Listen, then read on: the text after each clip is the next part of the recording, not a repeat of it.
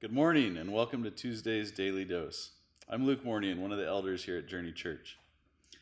I'm a big believer in the power of prayer. Some of you may know that I was in a pretty horrible car accident while I was stationed overseas during my naval service.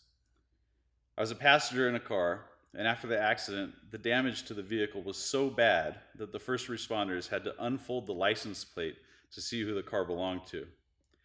I was unconscious for 9 hours after the accident, and when I finally regained consciousness, I was talking backwards for the first few hours.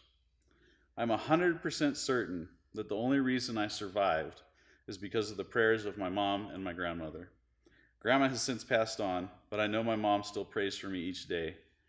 I truly cherish those prayers, and I believe they saved my life and that they continue to protect me to this day.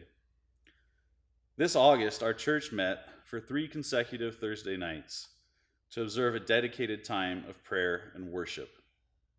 If you took advantage of the opportunity and attended one or all of these get-togethers, you know how powerful these gatherings were. Each week, Pastor Matt gave us a word or a theme to use as a focal point for our prayers.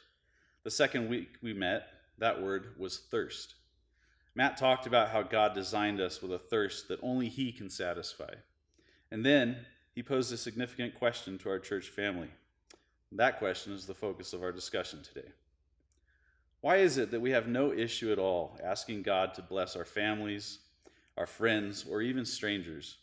How often do we spend time in prayer asking God to answer requests and petitions regarding the salvation, the health, the finances, or even the relational struggles that those we love are facing in their lives?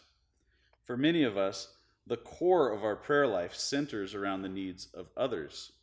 Matt's question to all of us was this: why do we struggle with asking God to meet our needs?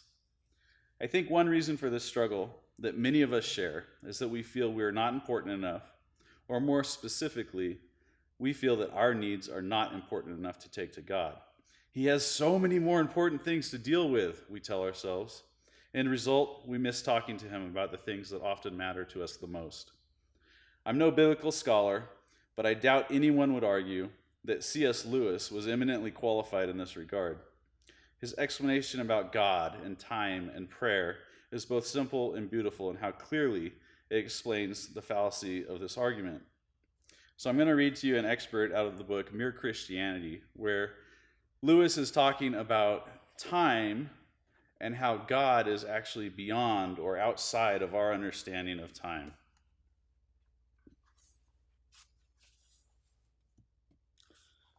Lewis writes, "Almost certainly, God is not in time. His life does not consist of moments following one another. If 1,000,000 people are praying to Him at 10:30 tonight, He need not listen to them all in that one little snippet which we call 10:30.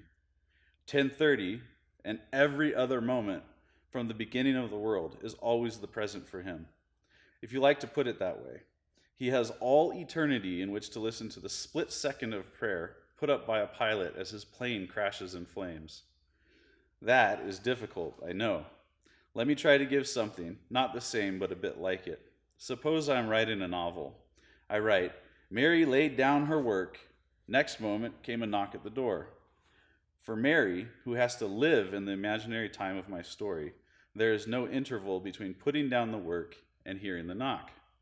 But I, who am Mary's maker, do not live in that imaginary time at all. Between writing the first half of that sentence and the second, I might sit down for 3 hours and think steadily about Mary.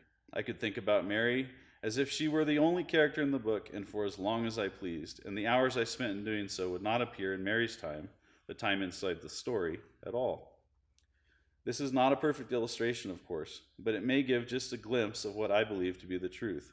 God is not hurried along in the time stream of this universe any more than an author is hurried along in the imaginary time of his own novel. He has infinite attention to spare for each one of us. He does not have to deal with us in the mass. You are as much alone with Him as if you were the only being He had ever created. And when Christ died, He died for you individually, just as much as if you had been the only man or woman in the world." So keep Lewis's words in mind next time you feel like leaving your needs out of your prayer requests. Remember that you mattered so much to God that he gave his only son to die on a cross so that you might be saved. My prayer for each of you is that you will go to God to have your needs met, that he will satisfy your thirsty soul as only he can, and that the time you spend talking with him will bring you closer into relationship with him. Have a blessed day, Journey, and I'll see you on Sunday at the 405.